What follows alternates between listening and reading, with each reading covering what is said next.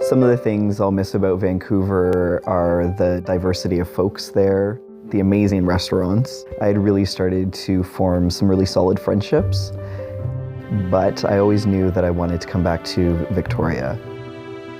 I love Victoria primarily because it's a much slower moving city, calmer, really liking that sense of small town feel.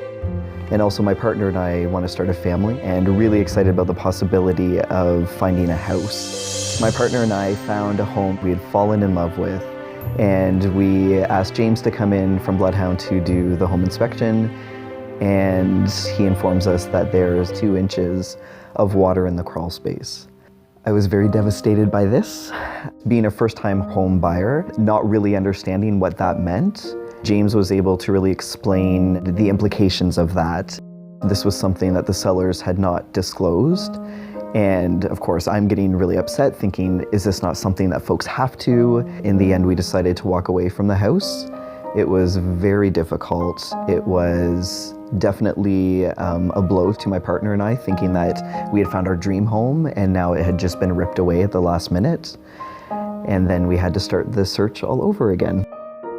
I would advise people when looking at property disclosure statements to first off, take it with a grain of salt. Home inspection is always the way to go. So having gone through quite the process, it now being our 3rd home inspection, it went really well. And again, James just being super thorough, nothing really came up. 3rd time is the charm, I guess. It is all a learning experience. It all feels like such a whirlwind to me now. We are so very happy to be in James Bay and knowing that this is somewhere that we can be for many, many, many years. I wouldn't say that I know a lot about contracting and home inspections and those sorts of things. James really stood out for me in that he really seemed to genuinely care.